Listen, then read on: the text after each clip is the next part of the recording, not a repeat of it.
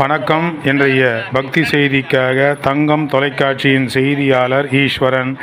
ராணிப்பேட்டை ஸ்ரீ ராமானுஜர் ஆன்மீக அறக்கட்டளை சார்பில் மேல்பாடி நீவா நதிக்கரை என்னும் பொன்னை ஆற்றங்கரையில் ஆடிப்பெருக்கு திருவிழா, குறிப்பாக காவேரி தாய்க்கு சீர்வரிசை வழங்கும் விழாவும் நடைபெற்றது. இதில் மேல்பாடி ஊராட்சி மன்ற தலைவர் எம். நித்யானந்தம் அவர்கள் சிறப்பு அழைப்பாளராக கலந்து கொண்டு பாலாற்றங்கரையில் நடைபெற்ற சிறப்பு பூஜையில் கலந்து கொண்டு ஆற்றில் ஓடுகின்ற நீருக்கு சிறப்பு பூஜை செய்து வழிபாடு செய்தார். இதில் பக்தர்கள், பொதுமக்கள், ஸ்ரீ ராமானுஜர் அறக்கட்டளையில் உள்ள உறுப்பினர்கள், தலைவர் கே. வெங்கடேசன் உள்பட அனைவரும் கலந்து கொண்டு சிறப்பான முறையில் பாலாற்றிற்கு சிறப்பு பூஜை செய்யப்பட்டன.